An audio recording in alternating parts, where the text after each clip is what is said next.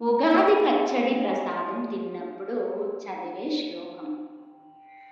శతాయుష్యం వజ్రదేహం దదాత్యర్థం సుఖాని చ సర్వారిష్ట వినాశం చ నింబకందళ భక్షణం.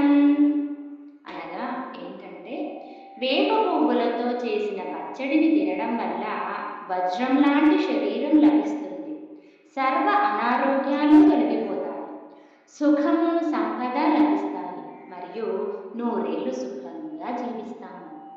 ఇంకా ఉగాది గురించి ఏంటంటే, ఉగాది తెలుగు మరియు కన్నడ ప్రజలకు నూతన సంవత్సరంగా జరుపుకునే పండుగ.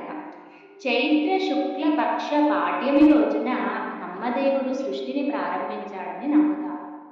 ఉగాది పచ్చడిలో తీపి, పులుపు, ఉప్పు, చేదు, వగరు, కారం అనే 6 రకాల రుచులను కలపడం ద్వారా జీవితంలో అన్ని రకాల అనుభవాలను సూచిస్తుంది.